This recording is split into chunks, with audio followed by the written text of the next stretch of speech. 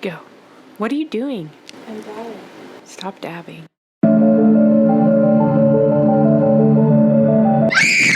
Hey guys, and welcome to episode 2 of Girls, Ghosts, and Ghouls. I'm C. I'm Key. And today we're doing our second ghost story. Fun times. I know Keelan said that she had never had any witness to any kind of paranormal activity, but this week we kind of had 2 weird incidents with the number 6. Yeah. 6, 6. It's 666. So the first one, you want to tell this one? What am I don't even know what story you're talking The Starbucks story. about. No, you can tell it. What? Okay. Well, I totally forgot about that. I was like, when do you need 2 stories? You forgot? Okay. You were like freaked out by that. Okay, so I won't get into the specifics, but we told our cousin some ghost stories when we were out for lunch, and she was pretty freaked out, and she was like, "Oh, I don't think that I believe in that. Like, I don't think I believe in that." But, like, I won't mess with her. But yeah, so we were like, okay, whatever. So then after lunch, we went to Starbucks, and we all kind of got our drinks and got our Starbucks drinks, and she used her rewards app with her gift card on it, and she scanned it, and when she got her remaining balance, it was what? $6.66. Exactly. Yeah. So she was like, oh my God, never tell me ghost stories ever again. Look at this. And so we were both pretty freaked out by that. And then yesterday we went to, which is like a small amusement park, in just outside the city. And every ride that Key got on was number 6. But like the first one, I knew it was number 6. I just got on it because it was like in front of me. But then apparently on the other ones, I didn't even know. Like I just got on a random one, and I was ended up being 6. Yeah, and I kind of noticed, and at first I thought she was doing it intentionally. I was like, why does she keep picking like number 6? So I brought it up to her, and then she was like, what are you talking about? And I was like, every ride that you've gotten on today has been number 6. She's like, what? And then after, she got on another ride, and this one is like, you don't get to pick. It was kind of like a Ferris wheel where it just, whatever one comes down, you get on that. And she and our cousin got on, and she looked down, she was like, oh my God, because it was number 6. And I was just like, I can't. And she's like, now I'm freaked out. Spooky. So those are Keelan's 2 paranormal experiences of the week. And oh yeah, and we were at our aunt's lake the other day, and she still has these bruises on my inner thighs. It looks like someone's like grabbing me. Yeah, there's like these marks that look like fingerprints basically, and it's on both thighs.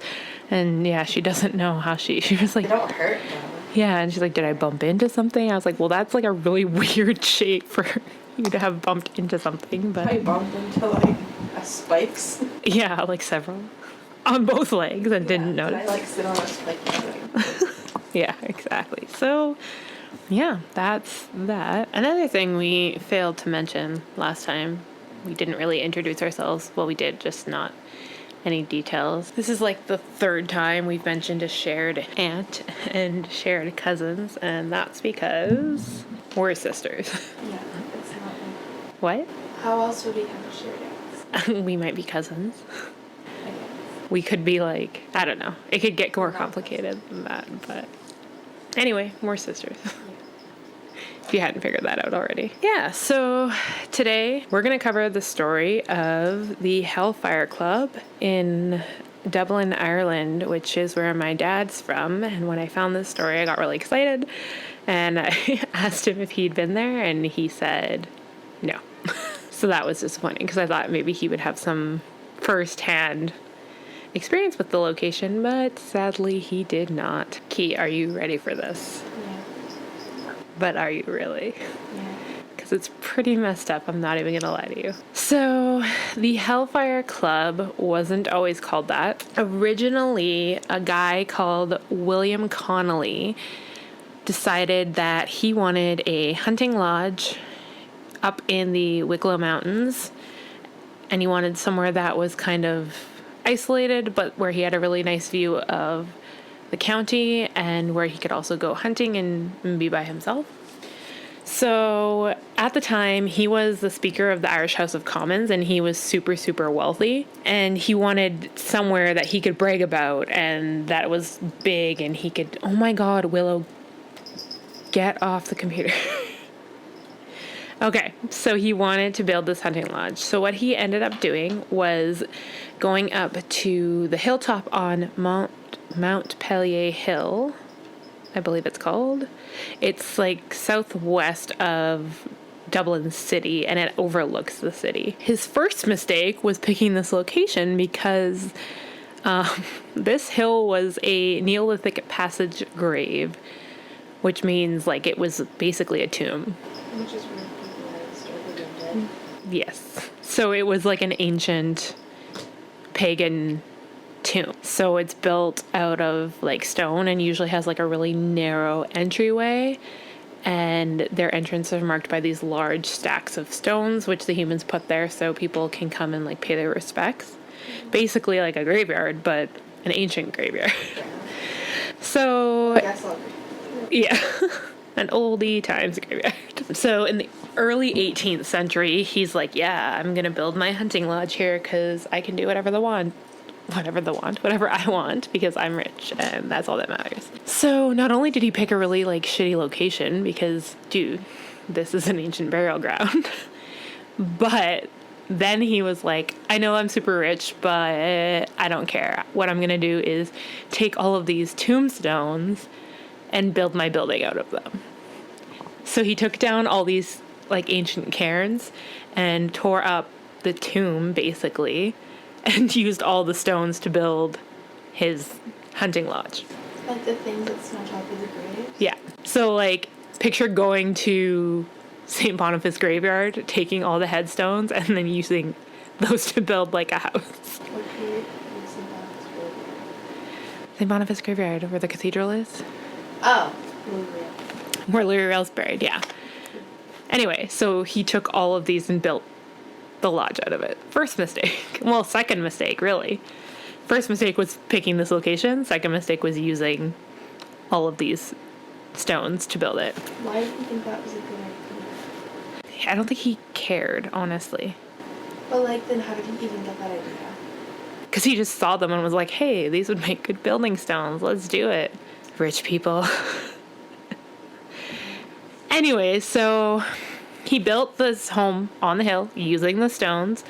And a lot of the people that lived in the area were super terrified because they thought he not only disturbed this ancient graveyard, but now he's offended the old pagan gods and possibly like Satan. That's it. So they're like, you've not only offended the old pagan gods, but you possibly have also offended the devil. And that theory only was reinforced after just when he finished building the lodge, a huge storm rolled in and the whole roof of the lodge was blown off of the house. And he had to reconstruct it. That's a sign to stop construction. Yeah, that's a sign that no one is happy with you doing this. Yeah. But whatever, so he did it. He rebuilt it. He repaired it after it got broken. He named it Montpellier, which is how the hill got its name after that. He built it and the storm blew the roof completely off in 1725. Wait, I thought this was the early 1800s. No, the 18th century, which is the 1700s. History is hard. Anyway, so he rebuilt the roof after that happened, and the original one is still there now. So the devil was like, bitch, blew it off, and then he rebuilt it, and he was like, ugh, I can't be bothered to do this again.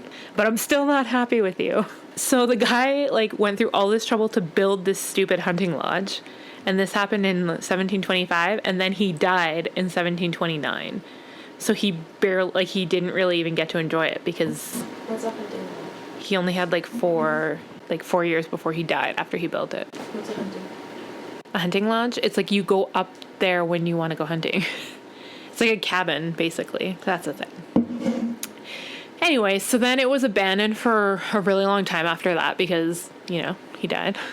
Didn't have anyone to leave it to.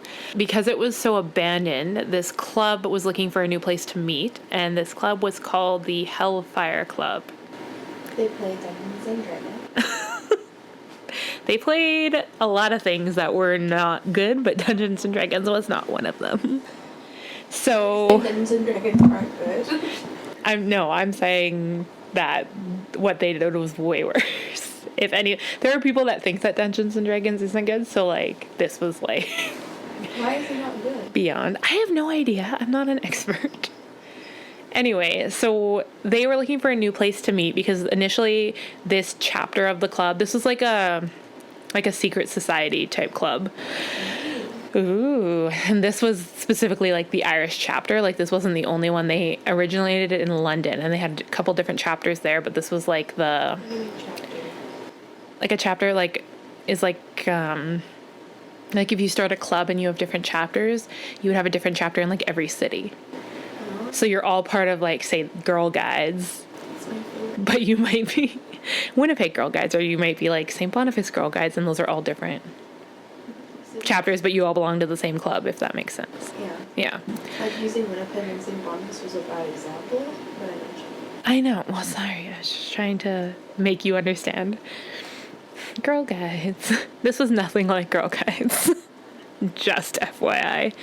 But this... So this club was initially meeting in like a pub in the city, but the same... That means bar in Irish. Yes. And they wanted a special location to meet, though, because other fraternal organizations were also meeting in this pub. So, like, the Freemasons were meeting there. They were meeting there, and another club that I can't remember were also meeting there. So they were like, we need our own space.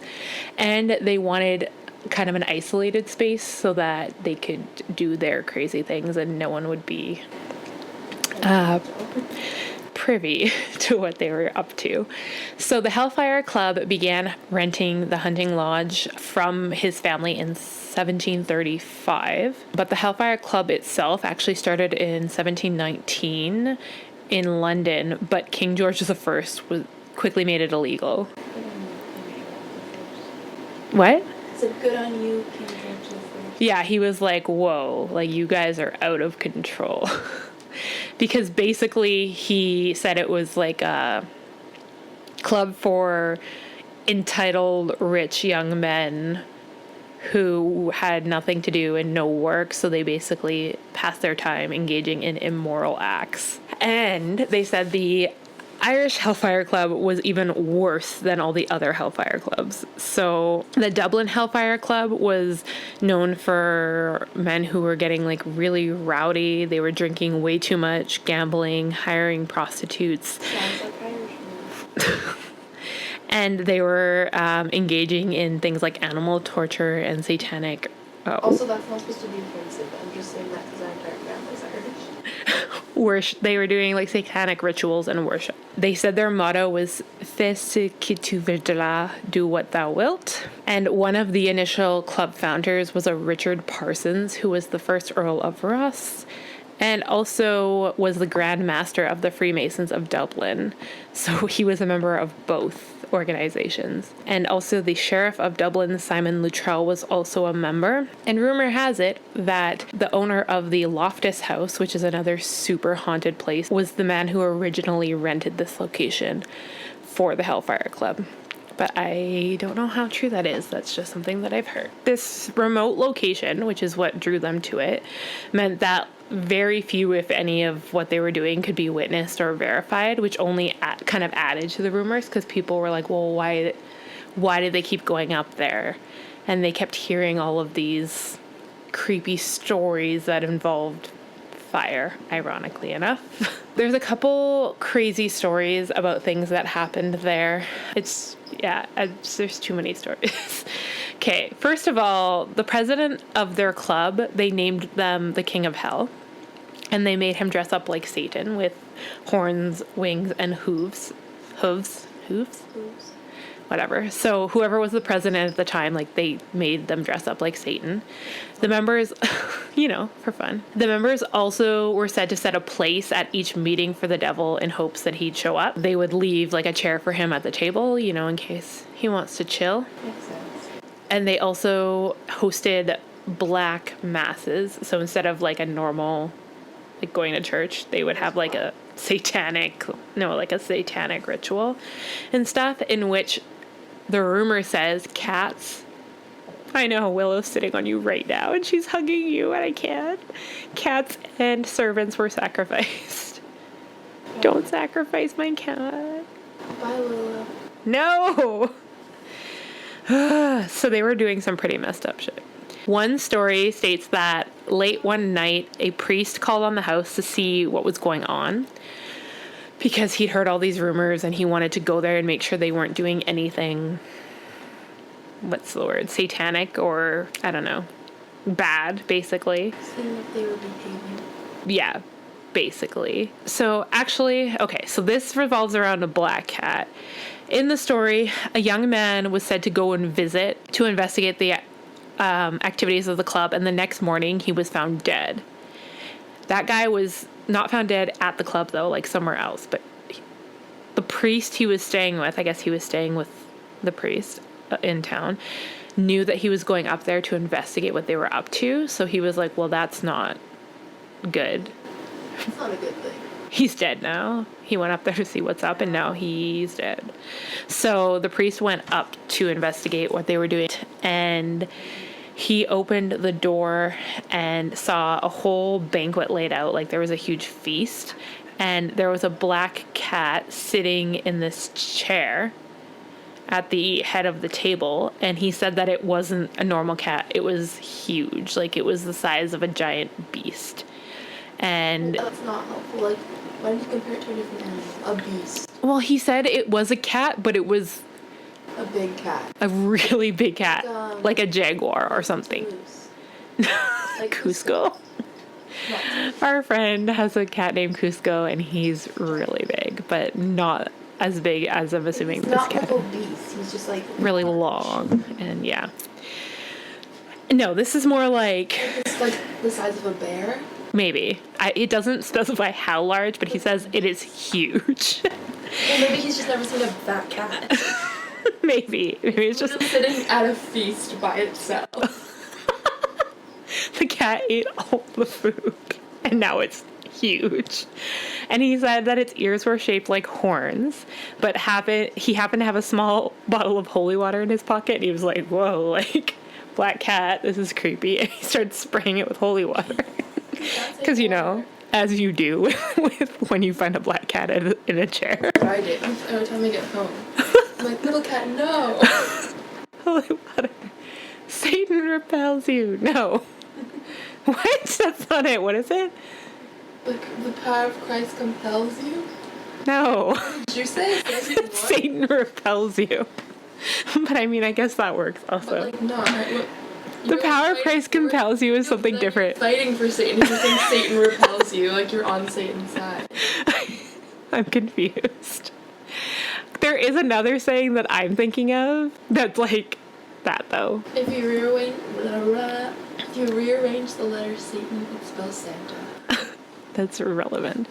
Anyway, he threw holy water on this cat, and it tore itself apart. And suddenly, he started an exorcism because he was like, well, fuck, this isn't a cat.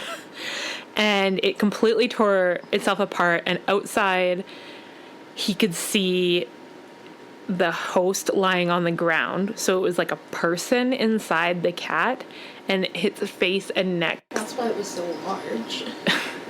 There was a person hiding in the cat. It was like the dead guy. Oh. In the cat, and his face and neck were all scratched with the claws. So, like, the satanic large cat had, like, consumed the person. Evidently. Fun. Yeah. That's just one story. Then, another tale says that a young farmer went up there, again, because he's like, the fuck are these guys up to? I want to see what's up there. So he went up, and he was invited in by the members of the club, who were probably drunk, let's just say. And they invited him in. They were like, yeah, come in. Come see what we're up to tonight. And then he was found the next morning outside, trembling and terrified. And the legend says that he never spoke for the rest of his life. He was unable to speak and unable to even remember his own name. What was his name? I don't know. No one else does either because he doesn't remember it. Basically, they really fucked him up. Makes sense. So there's a lot of really creepy things that happened there.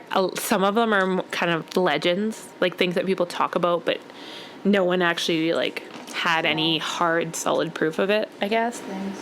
But there were some really fucked up things that happened that like were verifiable. A guy named Henry, who was the 4th Baron Barry of Santry. Henry, I know.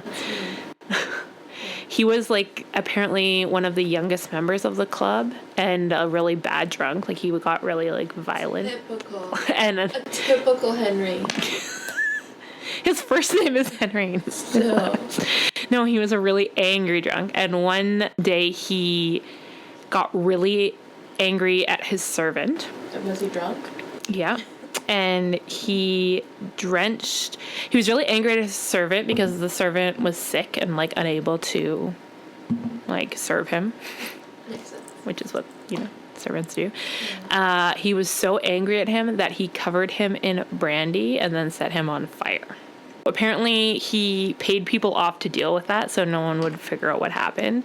But then he got caught because he stabbed his other servant to death. So dude clearly had a lot of problems. So he got taken in like by the police at that time and he got tried and convicted of stabbing his second servant to death. And at that point, people came forward. Yeah. Well, maybe. I mean, depends if it was premeditated or not. No, might be second-degree murder. Anyway, irrelevant. This is a really long time ago. I don't think they had these degrees. But I guess after the stabbing death and he got caught for that, people came forward and they're like, oh yeah, he also burned his other servant alive, just FYI. But this guy, after killing 2 people in like horrific ways, didn't have to serve any time. What? He got tried and convicted, but because he had such powerful friends in the club, they basically got him off, and he just had to spend the rest of his days in England, exiled from Ireland, but like got to live a normal life in England. So, typical rich dude. Justice system. Well, for rich people anyway, just saying. So that was one of the really like scary stories. There was another story, and okay, so aside from those 2 things, which were actual murder and not planned necessarily, they also say that they had a lot of human sacrifices. Those are the best kind. As part of their rituals. And another time they kidnapped and killed one of the local farmer's daughters and supposedly ate her as part of their ritual. Yeah. Gross. Human flesh tastes like salty, apparently. I mean, makes sense. Gross. Like, it's when you sweat, like, your sweat's salty. Yeah, I was just gonna say, probably, like, when you're salty. Anyway, I don't ever want to really find out, to be honest with you. It also can make you really sick. What? It can make you really sick. Anyway, human sacrifices. They ate the farmer's daughter. And apparently they used to do all of these like satanic rituals that involved fire. And like a lot of times they would like set the place on fire accidentally. And they killed like a lot of their own members in these fires. But then they would like cover them up after. How? I don't even know. So the very last story, and it's the most famous story, involves the members sitting around playing cards, drinking, having a grand old time after some crazy eights after murdering like 20,000 people, just enjoying their game of cards. And the guy showed up and knocked on the door and was like, can I come in? And they're like, yeah, sure. And he's like, oh, you're playing cards. Can I come play cards? I'm great at cards. So this is like Solo. Yes, exactly. So Han Solo showed up and no. This stranger showed up and joined the card game. We don't know if it was Han Solo. We don't know, but it probably wasn't.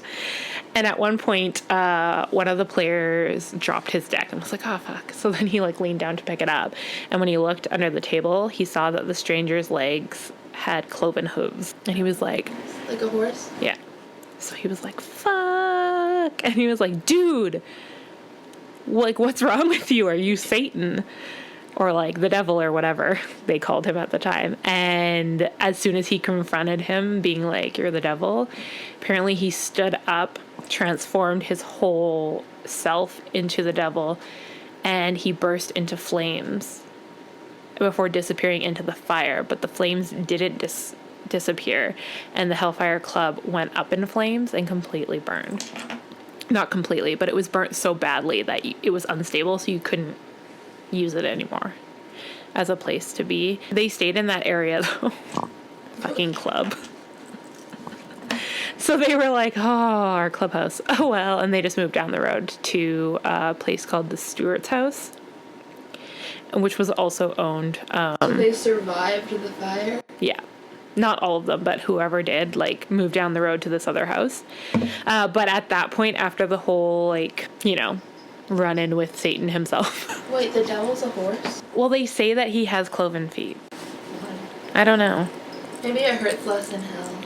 It's hot. Fire? His fire's hot. I know, but what are you talking I'm about? saying it might hurt less because his clothes instead of feet. That makes like sense. Skin. Yeah, I hear you. Because aren't they like bone kind Like of? they're like bony nails. Yeah, I get you. Yeah. That's a good way of looking at it. Interesting. I guess. So after this whole run-in with Satan, their level of activity was kind of like up and down. Like it wasn't consistent like it had been before. And that was like through the rest of the 18th century. And then when Thomas Whaley died in 1800, the Hellfire Club died with him. And actually, when they moved to this other house, they totally renamed the club because it has such a bad reputation. Now it's the Heaven Water Club. Basically, they renamed themselves the Holy Fathers. I guess as like, you know, to be ironic. But the whole club died when he died, so, you know. Yeah. That was good. That's all the shit that happened there before, but now you can go up there and they do ghost tours. Hidden Dublin Walks does like a nightly thing where you all meet at a pub and then you get on this bus and go up there and then you do like a paranormal investigation. People say that they can hear screams of a woman sometimes when they're up there. Others say that they feel someone grabbing them by the neck like they're trying to choke them and strangle them. Other people have felt claws and been scratched. A lot of people, which is kind of a weird thing to report, but a lot of people say that when they're walking through the building, something pulls on their necklaces and on their bracelets. Like, and not like, oh, this is pretty, like tugs on it. Like they're like ripping them off their necks so hard that they break them, and then they end up with like cuts, you know, like when someone breaks a chain, they end up with cuts on their wrists and their necks from whatever it is pulling these off of them. People have also reported seeing the cat, the giant ghostly black cat. That's awesome. So yeah, that's pretty fun. They also say that they can sometimes see vision of a barrel rolling down the hill, because apparently one of the women that they killed in a sacrifice, they put her in a barrel, set it on fire, and rolled her down the hill. As you do in a satanic ritual. Literally never heard that happening. That's a couple of things that happened. More recently, the Ghost Adventures, our favorites, some of, went down there. Sponsor me. They went there and did an investigation. I haven't seen the full episode because apparently you cannot download it in Canada from iTunes. Someone fix that. I needed to see this. But I did see some clips from it. And during the investigation, they said that they could hear voices talking to them. Their video cameras caught orbs going in and out of themselves as they do, and they could feel themselves being affected by them. And then Zach said the scariest thing that they've ever experienced happened. Yeah. And Aaron, our favorite, just started flipping out, and you just hear him scream like, what the hell is that?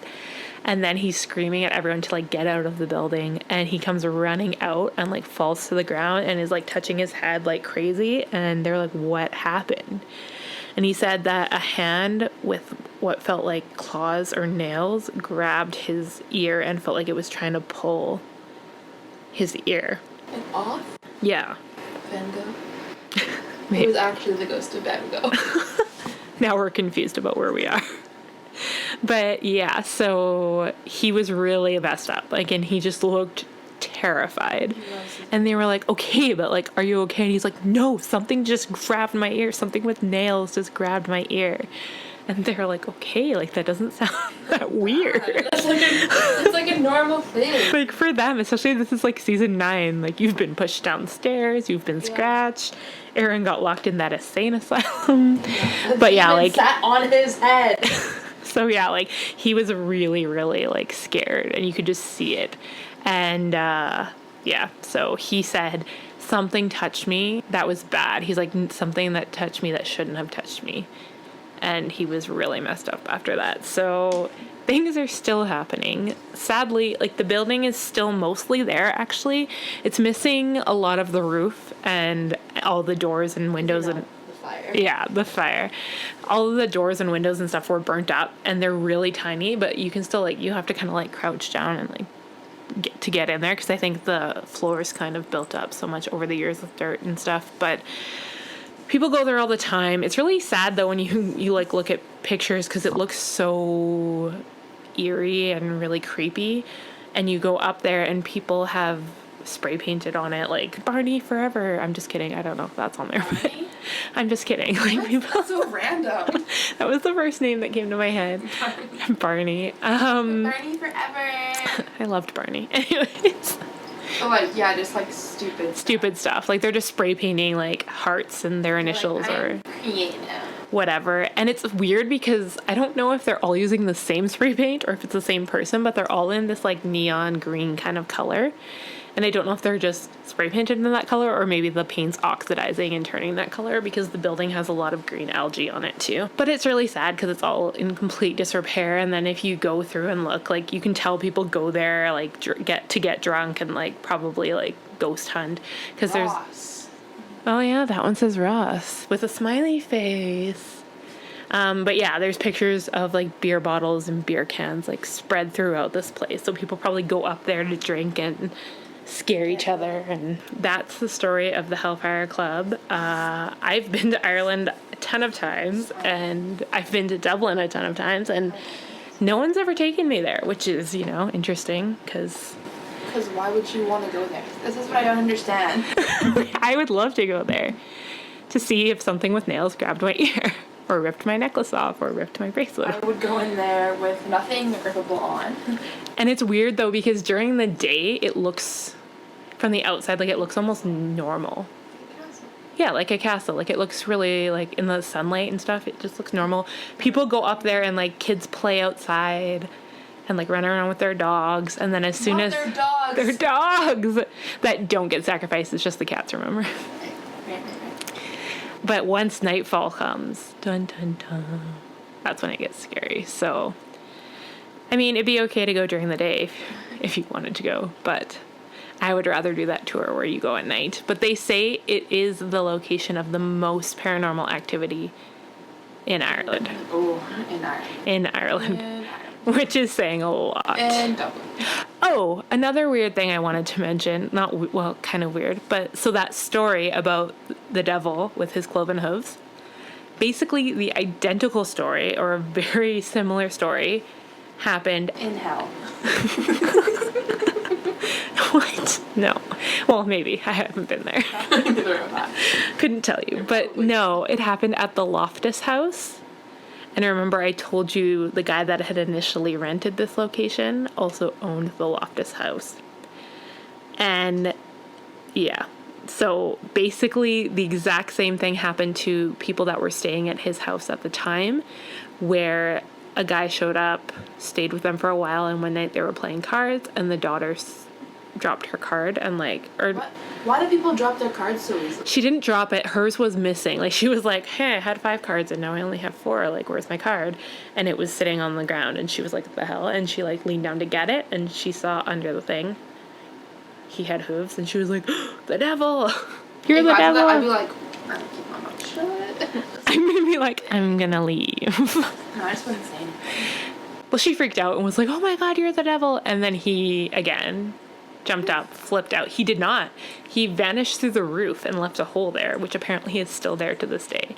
And again, this is all at the same time because it was the same guy. So people are wondering if this guy, because of his activities with the Hellfire Club, if he was bringing like Satan into these places with him, because that's a weird coincidence. If we were having a game of goldfish and I dropped my cards and I saw that, I'd be like, yikes, I'm just not gonna say anything, it's fine. I mean, I wouldn't point it out. Or even if I did put it out, I wouldn't be like, you're the devil. I'd be like, oh, I like your shoes. And I would just leave it at that. I like your cloven hoof shoes. Thank you. It's beautiful.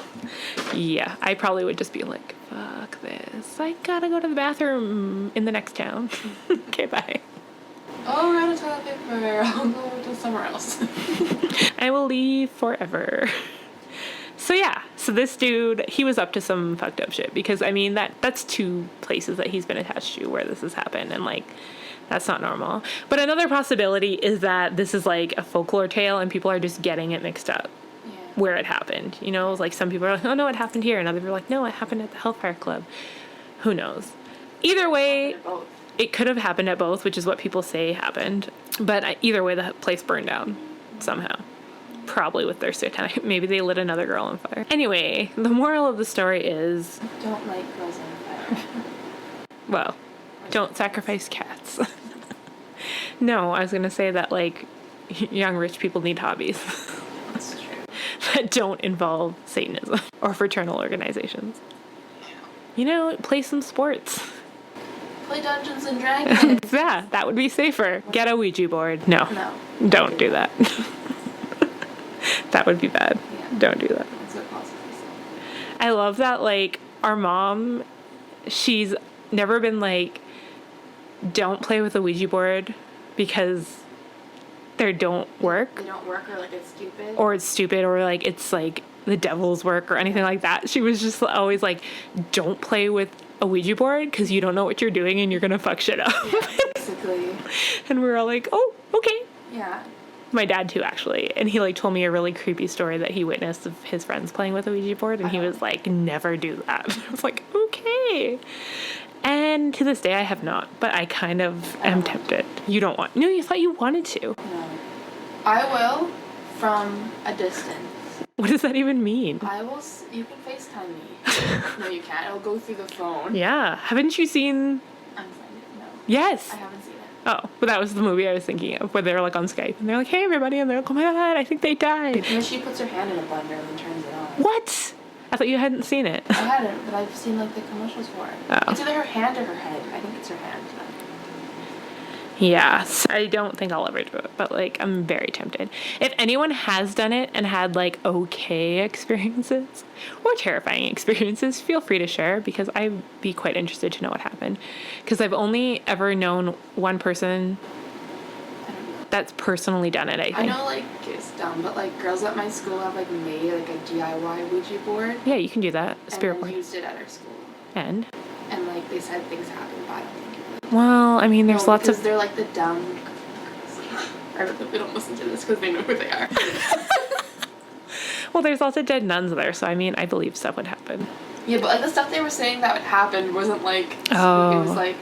Stupid stuff? But it wasn't actually like... Believable? Paranormal. Ah. Well, that's dumb. If you have some cool experiences, feel free to share them with us. Share us with them. Share us with them also. I'm not sure how that would work. Either way, hit us up. You can also hit us up if you have any recommendations for stories that you'd like to hear or places you'd like us to cover. Thanks to everyone who already listened to us and who have been sending us tweets and stuff. It's awesome. We love you. Yeah, makes us feel loved and appreciated. So you can email us your stories at... Or your thoughts. Just like tell us how you're feeling today. Whatever, just reach out. You know, we're here for you. You can email us at girlsghostandghouls@gmail.com. You can reach us on Twitter at... I have no idea. What is it? You should learn this. GG. No. Girls GG Podcast. At Twitter. No. Yeah. Well, no, it's on Twitter. Yeah. Anyways. Instagram at... You don't know either. No. You need to learn You these things. think you're changing them? No, Girls Ghosts Ghouls is Instagram. And now we have a Facebook fan page, which is www.facebook.com/girlsghostsghouls. And our own website is www.girlsghostandghouls.com. What are you saying? You're interrupting. The hell? All right, so thanks for listening to us. I hope you stay tuned. We're going to have another episode for you next Wednesday. We don't know what the theme is yet, but we have decided that we're going to cover a local ghost story once a month, which means Manitoba or Winnipeg, but probably Manitoba because there's so many. But yeah, so we're going to do those once a month, probably the first Wednesday of every month because it just seems a little bit easier. But yeah, so thanks for listening. Thanks for listening. And we'll talk to you guys next week, or you'll hear us talking at you more specifically. Yeah. Okay, thanks guys. Bye.